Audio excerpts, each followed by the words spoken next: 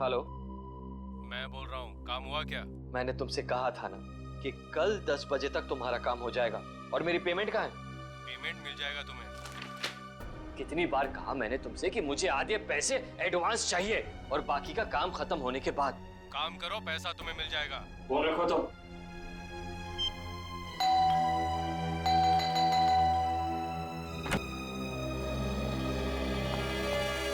कविता, क्या बात है? इतनी घबराई भी क्यों हो? कविता,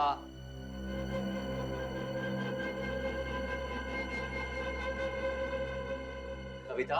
मैंने उसे वहां देखा था, नीचे नीचे खड़ा था वो। नीचे? कौन? सूरज। सूरज, तुमने अपनी दवाइयां ली? अमन, मैं बीमार नहीं हूँ। मैंने उसे नीचे देखा था।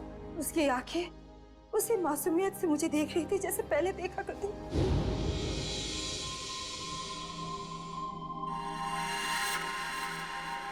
सूरज, सूरज तुम वापस आ गए। मैं जानती थी कि तुम आओगे। ये खून? सूरज, सूरज, सूरज! मैंने आवाज भी दी उसे। मेरे इन हाथों से उसे छूना चाहती थी, उसे आशीर्वाद देना चाहती थी, लेकिन जब तक मैं उसके पास पहुंची वो गायब हो गया। कविता, ये सब तुम्हारा वहम है। मैं जानती थी कि तुम यही कहोगे। मैं जानती थी आपको यकीन नहीं होगा। अरे आप ही क्या, कोई भी मेरा यकीन नहीं करेगा। लेकिन ये बात सिर्फ आज की नहीं है, पिछले कई दिनों से मैं देख रही हूँ। वहाँ देखिए, देखिए उस घर में। कविता, बस बस। अरे पिछले 1 साल से उस फ्लैट में कोई नहीं रहता है। ठीक है, आपको यकीन नहीं हो रहा है ना, तो आप 5 मिनट रुकिए। वो वहीं आएगा, उसी घर में जरूर आएगा, आपको जरूर दिखेगा वो। ओके, 5 मिनट ना? ठीक है, रुकते हैं 5 मिनट। देखो सूरज, कहाँ हो तुम?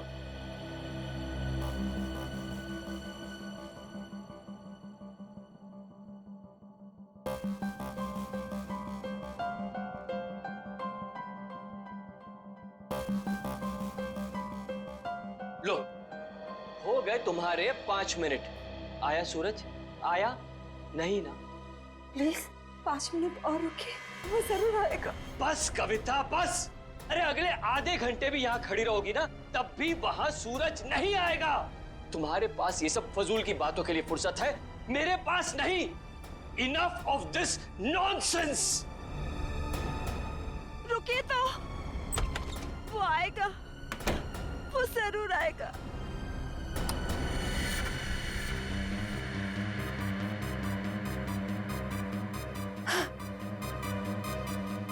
अमन, अमन जल्दी आइए।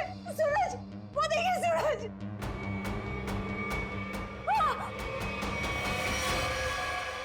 सूरज, अमन, अमन, अमन, जल्दी आइए, जल्दी आइए। अरे अमन, सूरज गिर गया। कविता, आइए जल्दी, आइए।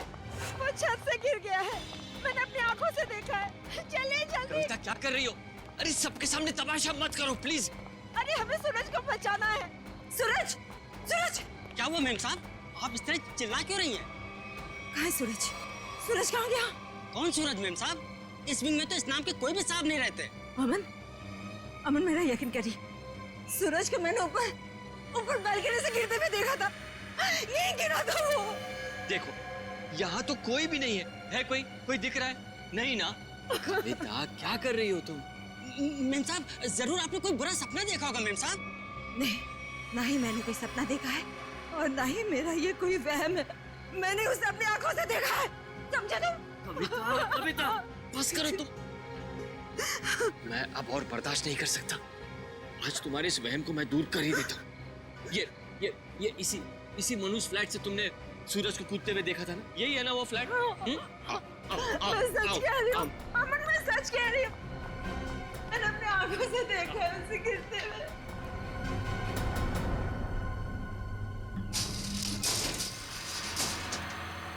ये लो, अपनी आंखों से देख लो, यहाँ ताला लगा हुआ है। कविता, मैंने तुमसे कहा ना कि ये फ्लैट 1 साल से बंद पड़ा हुआ है। मेम साहब बिल्कुल ठीक कह रहे हैं। ये घर पिछले 1 साल से बंद ही पड़ा हुआ है। नहीं, ये तुम सबकी चाल है। मेरे साथ ऐसा घिनौना मजाक करके तुम लोग मुझे गलत साबित करना चाहते हो। कविता, मैं तुम्हारा पति हूँ, इतना प्यार करता हूँ मैं तुमसे। क्या मैं तुम्हारे साथ ऐसा करूँगा? हाँ? इसका पता तो अब सीआईडी लगाएगी। तुम भी ना कविता, हद करती हो बस। हमारी किसी की बात तुम्हारे समझ में नहीं आती। अब सीआईडी को बुलाने की क्या जरूरत थी? कविता जी आप हैं?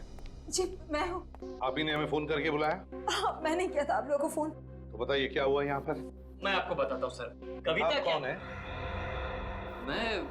मैं अमन, कविता का पति और सूरज का फैमिली लॉयर। सूरज, वही जिसने छलांग लगाकर खुदकुशी की? हाँ वही। कविता जी मैं कह रहा हूँ आपसे, ये फ्लैट पिछले 1 साल से खुला नहीं है। हम आप सीआईडी का वक्त बर्बाद कर रही हैं। वैसे आप कौन है? मैं इस सोसाइटी का सेक्रेटरी। सोसाइटी के सेक्रेटरी है? तो फिर सेक्रेटरी साहब, अगर कविता जी ने किसी को छलांग लगाकर खुदकुशी करते हुए देखा है तो उसकी तहकीकात करना हमारा फर्ज है, समझे आप? आप हमारा वक्त बर्बाद करने की चिंता मत कीजिए। फ्लैट कहाँ है बताइए? जी ये चाबी है आपके पास? जी। तो खोलिए। कविता जी आप देख सकते हैं यहाँ सारा सामान ढका हुआ है। कोई यहाँ कैसे आएगा? यहाँ की साफ सफाई तक नहीं हुई है। सेक्रेटरी साहब, आप थोड़ी देर के लिए अपना मुंह बंद रखेंगे और सीआईडी को अपना काम करने दीजिए, ठीक है? जैसा आप ठीक समझे। हाँ तो कविता ये बताइए, कल रात को आपने सूरज को कहाँ पर देखा? जी वहाँ उस बालकनी में। बालकनी?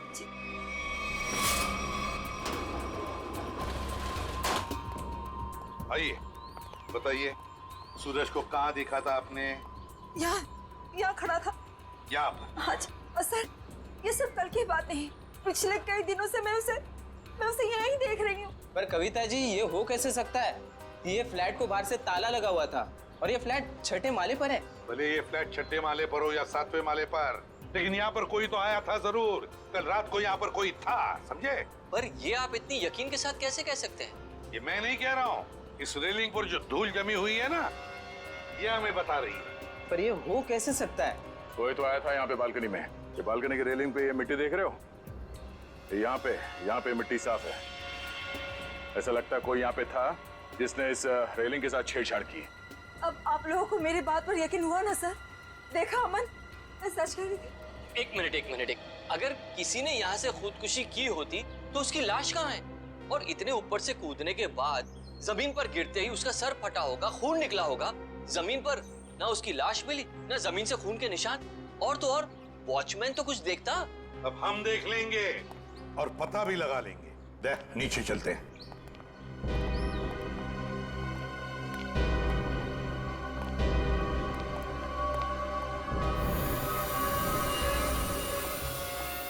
आशय, कोई खून के निशान दिख रहे क्या? नहीं सर, अब तक तो यहाँ कुछ नहीं मिला है।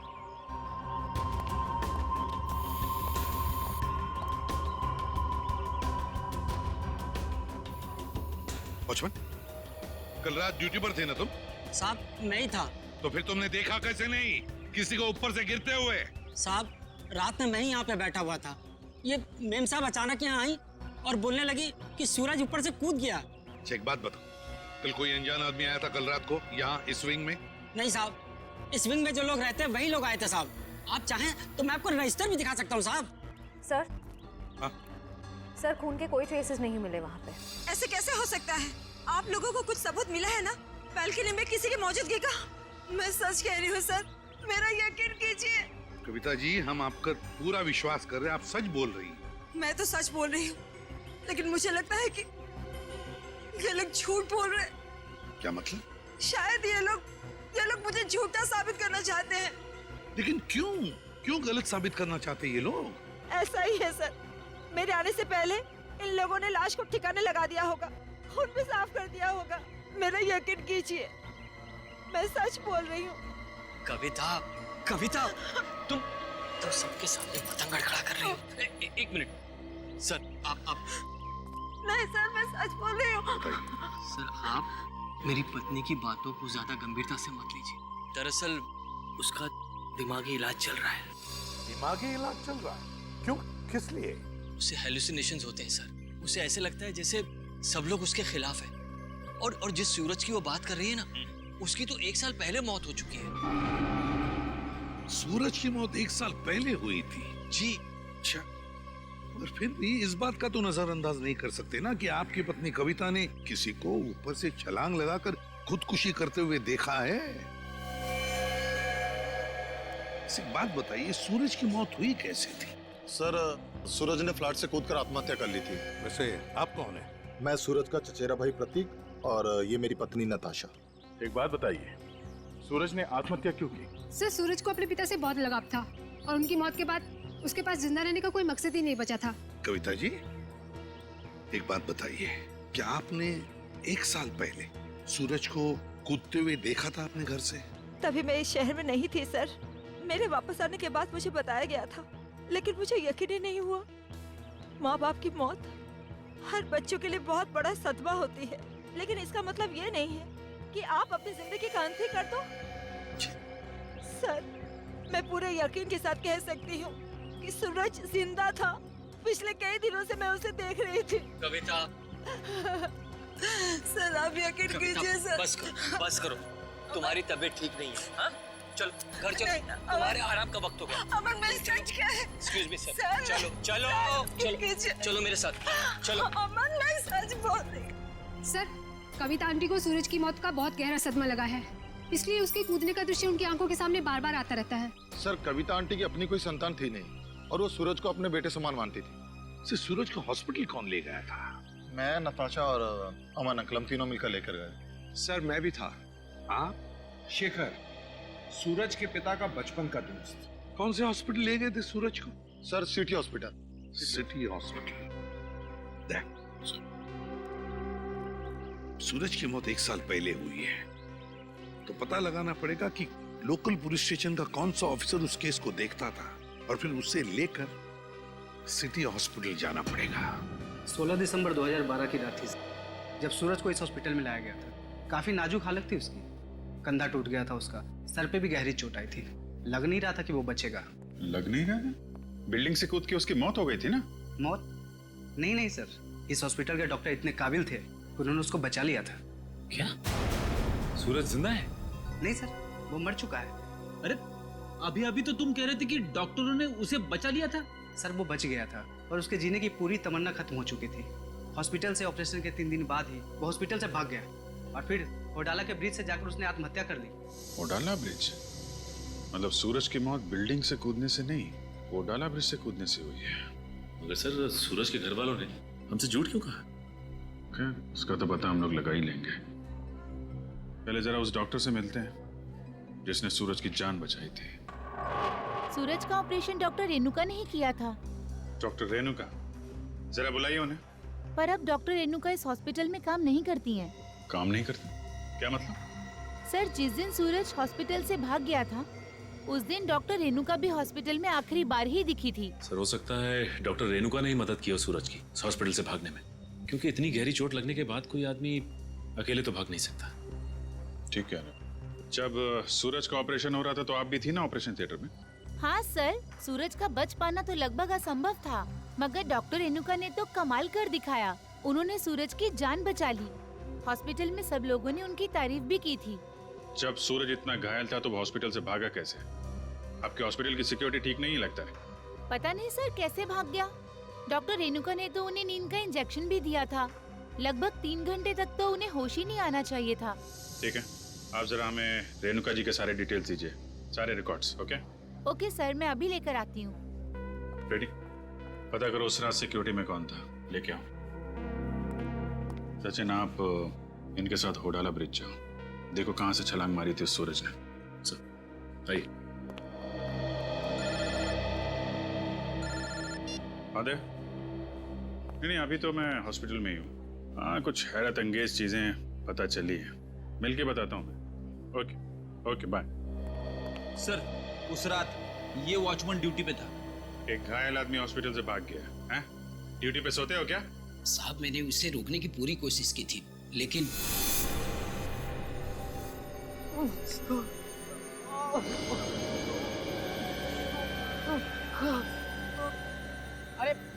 अरे साहब, आप कहाँ जा रहे हैं? अपने काम से काम रख। ऐसे मैं आपको नहीं जाने दे सकता साहब। मेरे बीच में हट जा वरना फिर जान ले लूंगा। और साहब ये कहाँ से उठाया आपने? नहीं मैं आपको नहीं जाने दे सकता। ये देखिए साहब, उस चोट का निशान आज तक है। सूरज ने होडाला ब्रिज से कूद के आत्महत्या की और ये बात उसके घर वालों ने हमसे छुपाई है। कोई तो ऐसा राज है जिस पर वो लोग पर्दा डालने की कोशिश कर रहे हैं। क्या सूरज की मौत बिल्डिंग से कूदने से नहीं बल्कि होराला ब्रिज से छलांग लगाने से हुई थी? और इतनी बड़ी बात तुम लोगों ने मुझसे क्यों छुपाई? सिर्फ आप ही से नहीं कविता जी, इतनी बड़ी बात सीआईडी से भी छुपाई गई है। कानून से कोई बात तब छुपाई जाती है जब जुर्म के ऊपर पर्दा डालने की कोशिश की जा रही हो। हाँ? वो ये बात हमने कविता से इसलिए छुपाई थी, हम नहीं चाहते थे कि कविता सूरज के वापस लौटने की झूठी उम्मीद में जिए। जी हाँ सर, मौत बिल्डिंग से कूदकर हुई हो या फिर होडाला ब्रिज से छलांग लगाकर, सच तो ये है कि सूरज अब कभी भी लौटकर वापस हमारी जिंदगी में नहीं है। माना सूरज ने होडाला ब्रिज से नीचे छलांग लगाई मगर किसी को उसकी लाश मिली, है? तो आप लोग इतने यकीन के साथ कैसे कह सकते हैं कि सूरज मर चुका है? मैं जानती थी कि सूरज जिंदा है और वो वापस जरूर आएगा। हे भगवान, तेरा लाख लाख शुक्र है, वो वापस आएगा। इसीलिए हमने ये बात कविता से छुपाई, क्योंकि हम नहीं चाहते थे कि ये सूरज की वापसी की झूठी आस में बंधी रहे। अब आपने इसे सब कुछ सच सच बताकर इस बेचारे की बची कुची जिंदगी में भी जहर घोल दिया। तुम मेरे पति नहीं हो, दुश्मन है दुश्मन। तुमसे मेरी खुशी देखी नहीं जाती, मेरा सुख तुमसे बर्दाश्त नहीं होता। बोलो, क्यों छुपाया था मुझसे? कविता जी संभालिए। छोड़िए। अब तो खुश है ना आप लोग हमारे घर में झगड़ा लगाकर? आपके घर के झगड़े से ज्यादा जरूरी फिलहाल हमें यह जानना है सूरज जिंदा है या नहीं, और अगर वो जिंदा नहीं है तो फिर कौन है वो आदमी जो नकली सूरज बनकर ये खेल खेल रहा है? अच्छा, ये है डॉक्टर रेणुका, इसने बचाया सूरज को। हाँ सर, इनके घर पे पूछताछ करने पे इनके नौकर ने बताया कि हॉस्पिटल की नौकरी छोड़ने के 1 हफ्ते बाद ये सिंगापुर चली गई थी। हॉस्पिटल से नौकरी छोड़ने के बाद ये सिंगापुर चली गई, तो फिर कभी ना कभी तो वापस आती होगी। नहीं सर, वापस आना तो दूर की बात है, इन्होंने एक फोन तक नहीं किया। अरे, एक फोन तक नहीं किया? बड़ी अजीब बात है। कोई अपना घर नौकर पर सौंप जाता है तो कभी ना कभी फोन करके पूछताछ तो करता है घर की हालत के बारे में। हाँ सर, पर इन्होंने ऐसा बिल्कुल नहीं किया। और सर, नौकरों की पगार हर महीने सीधे उनके अकाउंट्स में डाल दी जाती है, वो भी कैश। नहीं, कुछ और ही चक्कर है, कुछ और ही चक्कर है ये। सर ये धीरज, इन्होंने सूरज को होडाला ब्रिज से कूदते हुए देखा था 1 साल। क्या तुम्हें पूरा यकीन है कि वो सूरज ही था? जी सर, पुलिस ने उस वक्त उसकी फोटो दिखाई थी, वही सूरज था। क्या यही था वो? हैं? जी सर, यही सूरज था। अगर तुमने सूरज को ब्रिज से कूदते हुए देखा तो तुमने उसे बचाने की कोशिश क्यों नहीं की? रोका क्यों नहीं उसे? सर, मुझे नहीं मालूम था कि ये कूदने वाला है। मैंने समझा कि बस यूं ही टहलने के लिए आया होगा। जब तक मैं कुछ समझ पाता, इन्होंने वहां से छलांग लगा दी। कब हुआ ये? सर, रात तकरीबन 1 बजे की। रात के 1 बजे? तो क्या मैं पूछ सकता हूँ कि रात के 1 बजे आप वहाँ क्या कर रहे थे होडाला ब्रिज पर?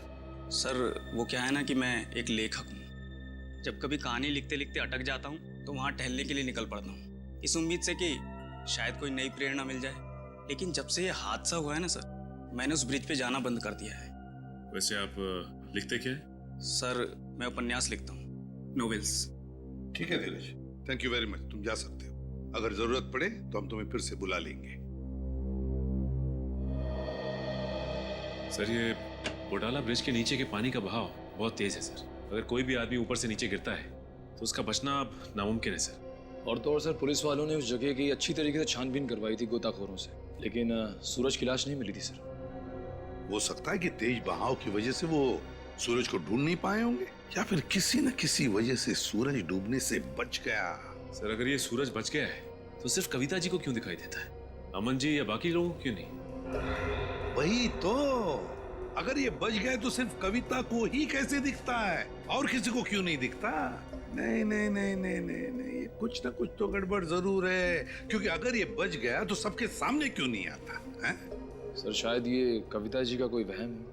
नहीं नहीं नहीं निखिल, ये कोई वहम नहीं है, कोई वहम नहीं है। अगर ये कविता जी का वहम होता तो वे सूरज की घर की बालकनी के रेलिंग पर जो धूल जमा हुई थी उसमें से इतना सा हिस्सा ही साफ कैसे मिला हमको? इतना सा हिस्सा साफ कैसे मिला? उसका एक ही मतलब है कि कोई ना कोई तो था सूरज के घर में, कोई ना कोई तो गया था सूरज के घर में जिसे कविता ने देख लिया, मगर कौन गया था सूरज के घर में? है कौन ये? इसका पता तो लगाना ही पड़ेगा।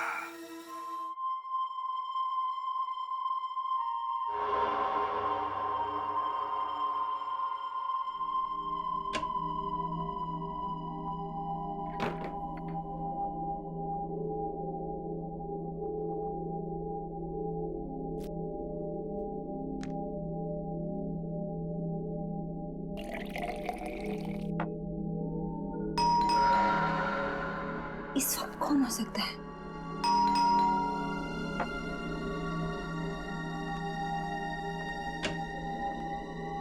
कौन है?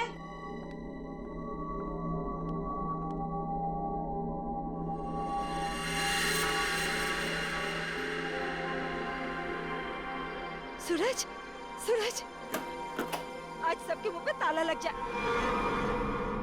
हाँ? सूरज, अब कहाँ चले गए? सूरज कहाँ? सूरज बंद करो ये मजाक, कहाँ हो तुम? सूरज आ जाओ अभी। सूरज, मेरी आंखें तरस गई है तुम्हें देखने के लिए। सूरज, सूरज कहाँ हो सूरज तुम? सूरज, सूरज। कविता आंटी, सूरज तुम ऊपर जा रहे हो ना? आप ठीक हो ना? मुझे तुम्हारे कदमों की आवाज आ रही है। सूरज रुक जाओ। आप ऊपर क्यों जा रही हो? सूरज रुक जाओ, रुक जाओ सूरज। कविता आंटी, इस वक्त आप छत पर क्यों जा रही है? सूरज, सुना ही नहीं होगा। सूरज, सूरज मैं जानती हूँ कि तुम छत पर आके छिपे हो। देखो, अब अच्छे बच्चे की तरह वापस आ जाओ। अब मेरे सब्र का और इम्तिहान मत लो सूरज। कहाँ हो तुम? अब अगर तुम 5 गिनने तक बाहर नहीं आए ना, मैं तुमसे कभी बात नहीं करूंगी। 1, 2, 3, 4।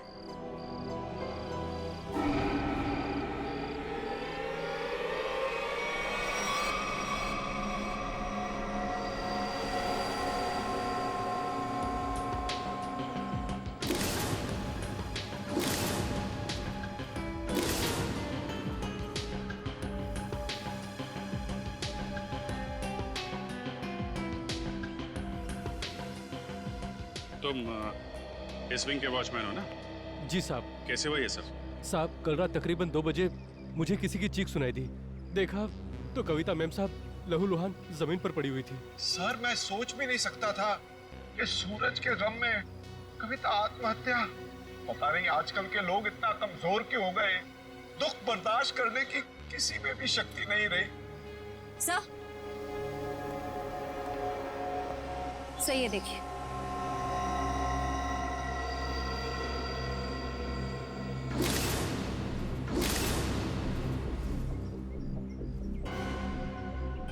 ये बात है। शेखर जी, कविता ने आत्महत्या नहीं की है। क्या बोल रहे हैं आप? इनके हाथों में बहुत सारी खरोंचें हैं, चूड़ियां टूटी हुई हैं। ऐसा लगता है कि उसकी किसी से हाथापाई हुई है। शायद खूनी ने छत पे से धक्का दिया इनको। वैसे ये बताइए कि आप में से किसी ने भी कविता जी को छत पे जाते देखा क्या? हाँ सर, मैंने देखा था। वो ऊपर जा रही थी सीढ़ियों से। मैंने उन्हें आवाज भी दी थी, पर उन्होंने सुना नहीं। कविता जी अकेले छत पे जा रही थी या उनके साथ में कोई और भी था? वो अकेली थी सर, और वो बार बार सूरज का नाम ले रही थी सर। मतलब सर, ये सूरज भी छत पे ही था?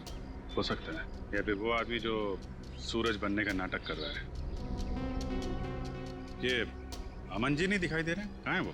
पता नहीं जी, सुबह से उसका नंबर ट्राई कर रहा हूँ लेकिन फोन ऑफ है। सर, वो घर पे भी नहीं है। शायद ऑफिस में हो। ऑफिस के नंबर पे डायल करके देख, कहाँ है वो? कल रात कोई अनजान आदमी आया था यहाँ पे? नहीं साहब, मैंने किसी को नहीं देखा। सो रहे थे क्या? नहीं साहब, मैं सच कह रहा हूँ। मैं कल रात जाग रहा था और मैंने किसी को नहीं देखा इस विंग में जाते हुए। अगर जाग रहे थे तो किसी और को कविता के साथ छत पे जाते हुए क्यों नहीं देखा तुमने? मुझे तो ये भी नहीं पता साहब कि कविता मैम छत पे कैसे चली गई। छत का दरवाजा हमेशा बंद रहता है। चाबी किसके पास रहती है? चाबी मेरे पास रहती है साहब। लाओ चाबी लो।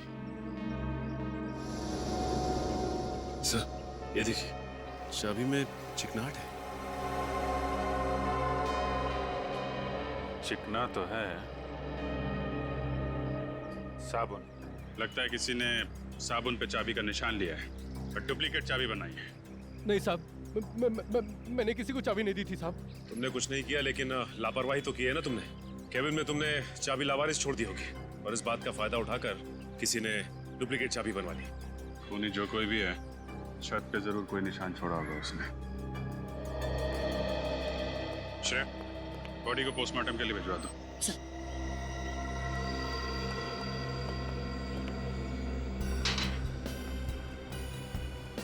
यहां से गिरी है।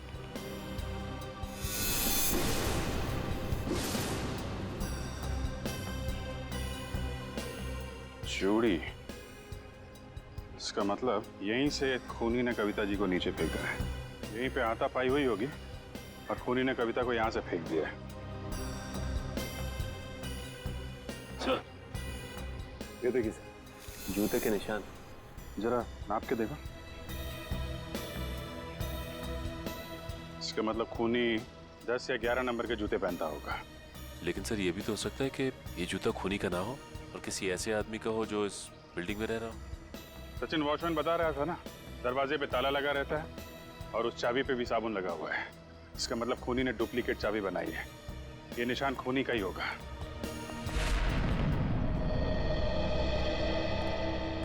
क्या पता चला ऑफिसर? सर, उनके ऑफिस ने बताया कि अमन जी कल दिल्ली जाने वाले थे कॉन्फ्रेंस के लिए, लेकिन वो दिल्ली पहुंचे ही नहीं। दिल्ली पहुंचे ही नहीं? हाँ सर, उनकी फ्लाइट की टिकट ही बुक थी, लेकिन वो मुंबई एयरपोर्ट तक ही नहीं पहुंचे। सर, कहीं ऐसा तो नहीं कि अमन जी ने ही कविता जी को? कैसी बात कर रही हैं आप? अमन कविता से बहुत प्यार करता था और वो कविता के लिए अपनी जान तक दे सकता था। ऐसी बात है तो फिर अमन गायब क्यों हो गया? बीवी की मौत हो गई और पति लापता? सर, मुझे शुरू से ही अमन के हाव-भाव कुछ ठीक नहीं लग रहे थे। क्या मतलब? सर, अमन जी शुरू से ही हमारे परिवार के वकील रह चुके हैं। सूरज के माता पिता की मौत के बाद उन्होंने कभी किसी को बताया ही नहीं कि जायदाद का बंटवारा कैसे होगा। सर, मुझे लगता है अमन के दिल में खोट है। वो खुद ही सारी जायदाद हड़पना चाहता है। और हो सकता है कविता आंटी को सूरज बन के डराने के खेल में उन्हीं का हाथ हो। खैर, अमन इसमें शामिल है कि नहीं ये तो हम लोग पता लगा ही लेंगे, लेकिन ये बात तय है कि ये सारा खेल जायदाद की वजह से ही रचा जा रहा है। सूरज अगर बिल्डिंग में आया था तो आसपास जरूर किसी ने देखा होगा। हाँ सर, सामने पान की दुकान है सर। अरे भाई सुनो। आइए साहब, 4 पान लगा देता हूँ। मैडम के लिए मीठा पान, चेरी वाला। अरे नहीं, पान बाद में खाएंगे, थोड़ी बात कर लेते हैं पहले। हाँ जी, कहिए। अच्छा, ये बताइए कि आपकी दुकान कितने बजे तक खुली रहती है? सुबह 9 से रात के 11 बजे तक। क्या आपने इस आदमी को कल इस इलाके में देखा था? अरे आप लोग तो ऐसे बातें कर रहे हैं जैसे आप लोग सीआईडी वाले हैं। ठीक पहचाना आपने? अरे आप तो सचमुच में सीआईडी वाले हैं। देखा था इसको? जी साहब, कल रात को इस आदमी को देखा था। ठीक से याद है तुम्हें? कोई धोखा तो नहीं हो रहा? जी साहब, मेरी नजर 6x6 की है, कभी धोखा नहीं खाती। मतलब सर, सूरज जिंदा है? इसका मतलब वो जो जूतों के निशान हमें बिल्डिंग की छत पे मिले थे वो सूरज के थे और उससे नहीं कविता को मारा है। मतलब सर, ये जुर्म अमन और सूरज दोनों मिलके कर रहे हैं। ये भी तो हो सकता है कि कविता जी का खून सूरज ने किया और अमन को जबरदस्ती ले गया अपने साथ। लेकिन सर, कविता जी तो सूरज के लिए उनकी माँ की तरह थी। फिर उन्होंने कविता जी को छत से क्यों गिराया होगा? साहब, क्या इस आदमी ने किसी को छत से धक्का दे दिया? शायद किसी का खून किया है इसने। और कुछ जानते हो इस आदमी के बारे में? जी साहब, इसने अपनी कार गलत जगह पार्क की थी। टोइंग वाला आया और कार उठा के लेके चला गया। कहाँ पे पार्क की थी गाड़ी? वहाँ साहब, वहाँ खड़ी थी। XYZ 040925। पता लगा किसके नाम पे रजिस्टर्ड है ये कार? अच्छा, वो सर, इस सूरज का ठिकाना मिल गया, वरना ये आदमी तो अपनी टो हुई गाड़ी लेने भी नहीं आया। और आता भी कैसे? चोरी की गाड़ी जो थी, एक एक कदम फूक फूक के रख रहा है ये सूरज। हाँ सर, और छुपने के लिए भी उसने एक ऐसा ठिकाना चुना जो एक एनआरआई का। हाँ, एक एनआरआई का, एक ऐसा आदमी जो महीनों तक अपनी घर की हालत देखने के लिए आता तक नहीं। यहाँ पे ताला लगा हुआ है। बोल दो। सुन,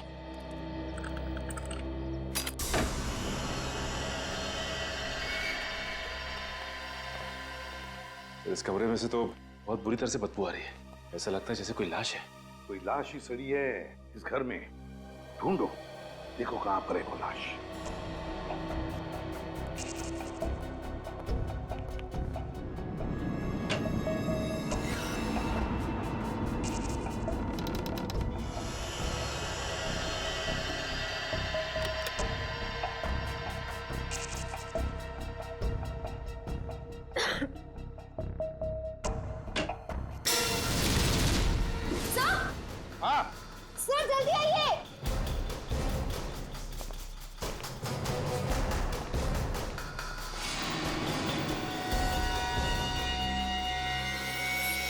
अरे ये तो रेणुका है, यही है ना वो डॉक्टर जिसने सूरज पर इलाज किया था? हाँ सर, ये रेणुका ही है। लेकिन सर इसके नौकर ने तो बताया था कि रेणुका सिंगापुर गई। जरूर रेणुका ने झूठ कहा था अपने नौकर को कि वो सिंगापुर जा रही है। सर ये देखिए, गले पे निशान। ऐसा लगता है किसी तार से गला घोंट के मारा गया है। बिल्कुल पतला सा था, और जिस तरह से बदबू आ रही है, जिस तरह से ये लाश सड़ी है, लगता है 2-3 दिन तो हुए हैं इस खून को। सर ये देखिए, उसके हाथ पे भी निशान है। वो इधर भी। मगर सर ये निशान इस चीज का हो सकता है? ये निशान लगता है किसी रस्सी वस्सी से होते हैं ना निशान, खींचते वक्त वैसे लगते हैं ये निशान। ढूंढो जरा इस कमरे में, जो भी चीज है, जिस चीज से ये निशान बना है, यही कहीं मिलना चाहिए।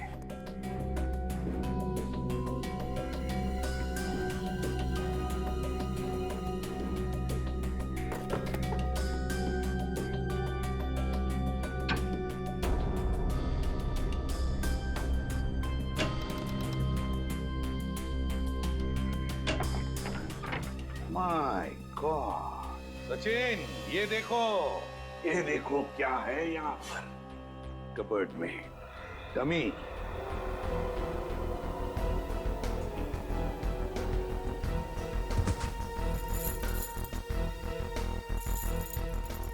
कैरबिनेर और रस्सी भी।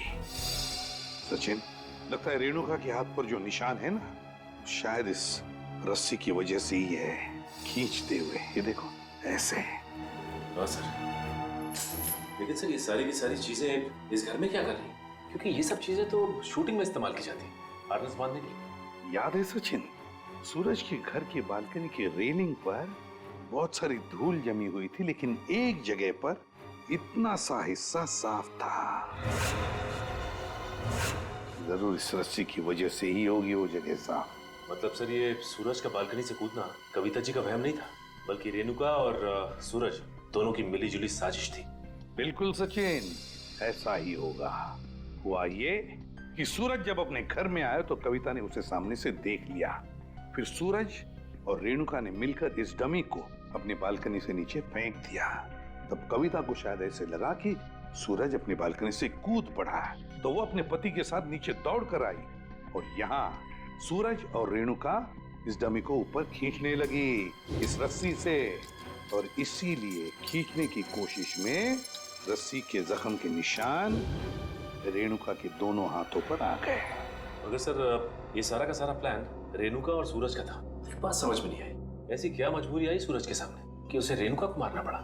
शायद रेणुका सूरज को ब्लैकमेल कर रही थी। Double game. काम करो, इस रेणुका के सारे फोन रिकॉर्ड्स चेक करो, सारे फोन रिकॉर्ड्स, और साथ में ये भी पता लगाओ कि ये डमी, ये कैरबिनेर और ये रस्सी कहां से खरीदे गए थे। पता चलेगा इस पूरे प्लान के पीछे किसका हाथ है, किसका दिमाग है। सर, हाँ सर, आपने ठीक कहा था सर। वाकई में रेणुका के कॉल रिकॉर्ड से दूध का दूध और पानी का पानी हो गया सर। क्या पता चला फोन रिकॉर्ड से? ये देखिए सर, पिछले 1 साल में रेणुका को सबसे ज्यादा कॉल इस नंबर से आया सर, और ये नंबर अमन जी का है। हाँ, सबसे ज्यादा फोन अमन से आए हैं। तो क्या अमन हमसे झूठ बोल रहा है? कहीं अमन भी तो मिला नहीं इसमें?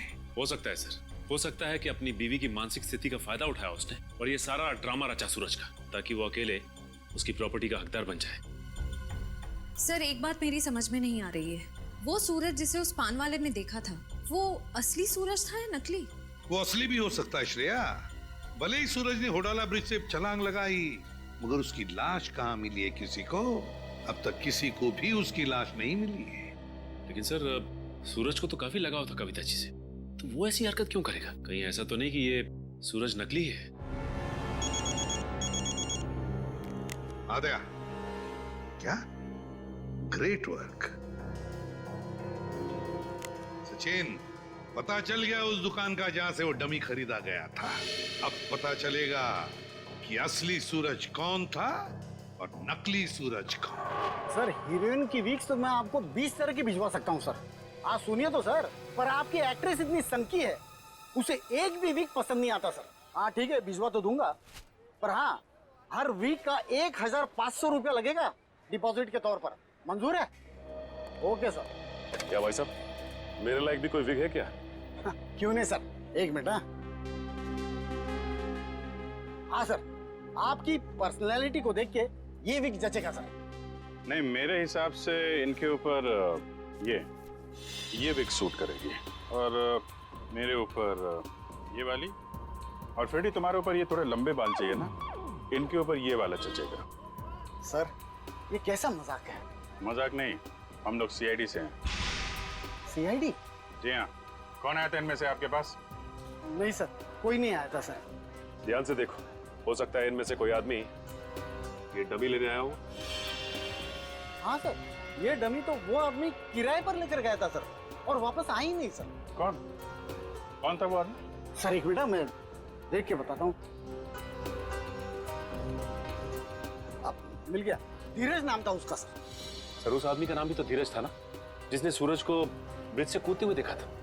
अच्छा भाई साहब, ये उस आदमी के चेहरे पे कोई कटा हुआ निशान था क्या? हाँ सर, ऐसा ही कटा हुआ निशान था सर। तो ये धीरज भी शामिल है इस षड्यंत्र में, अमन और रेणुका के साथ। रेडी, पता लगाओ इस धीरज का मोबाइल इस वक्त कहाँ पे है। अरे वो पिक्चर देखी है मैंने यार, बहुत घटिया है। अरे क्या बात कर रहा है यार, वो पिक्चर इतनी घटिया कैसे हो सकती है भाई? उसका डायरेक्टर जाना माना है, और गाने जबरदस्त, एकदम जबरदस्त हैं। कानून के गाने भी बहुत जबरदस्त होते हैं। कानून के गाने?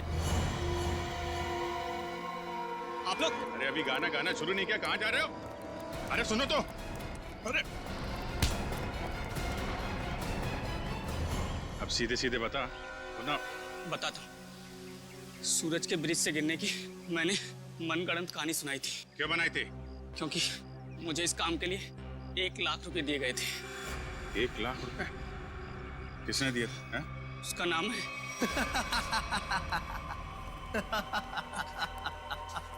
क्यों किया तुमने कविता के साथ ये सब?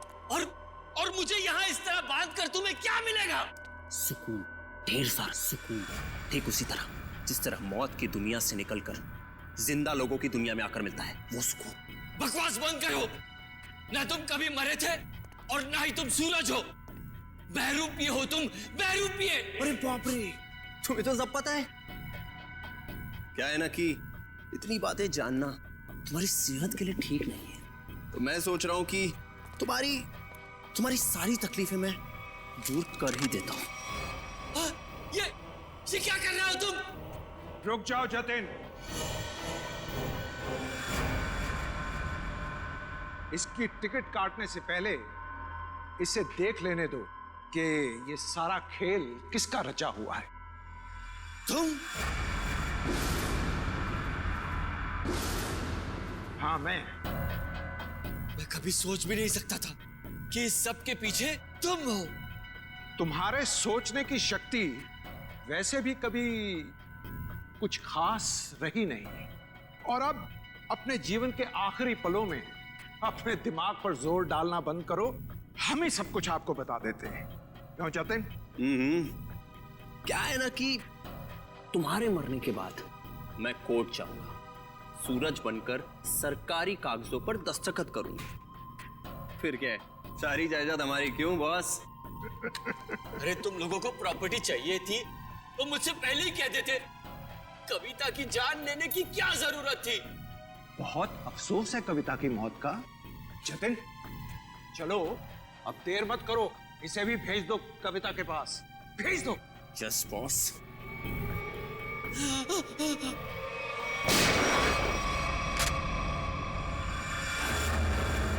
सब कुछ सुन लिया हम लोगों ने। अगर बाकी मुजरिम भी आप लोगों की तरह अपना जुर्म अपने आप कबूल कर लें तो सीआईडी का काम काफी आसान हो जाएगा। क्यों शेखर जी, आपका क्या कहना है? अरे रे रे रे रे, इतने भयानक मुजरिम को इतने आसानी से नहीं भागने देंगे हम लोग। क्यों किया ये सब? सूरज को उसके पिता से बहुत लगाव था, और उसकी मौत के बाद उसके जीवन में कोई रुचि नहीं रह गई थी। उसके दिमाग में आत्महत्या करने के ख्याल पनपने लगे।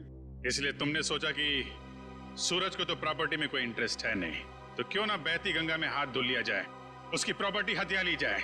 हाँ, इसीलिए जब पहली बार सूरज ने बिल्डिंग से कूदकर आत्महत्या करने की कोशिश की तो तुरंत मैं उसे हॉस्पिटल लेकर गया ताकि किसी तरह से भी उसकी जान बच जाए और वो अपनी सारी दौलत मेरे नाम कर दे।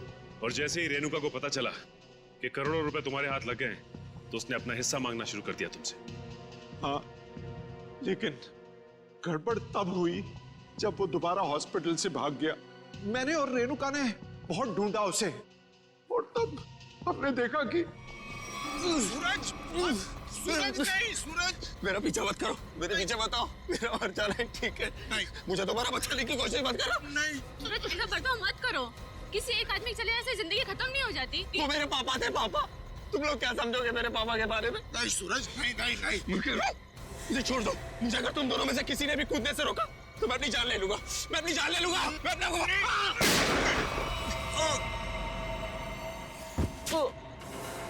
क्या सूरज को तुमने मार डाला?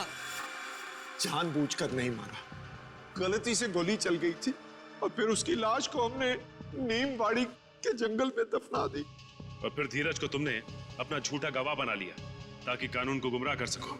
हाँ, और जब हमें जतिन मिला जो सूरज का हम शक्ल था तो मुझे ऐसा लगा कि शायद कुदरत यही चाहती है कि मैं करोड़ों का मालिक बनूं, वरना ऐसा संयोग क्यों होता? कुछ संयोग इसलिए होते हैं कि ताकि अपराधियों को उनके किए हुए की सजा मिल सके।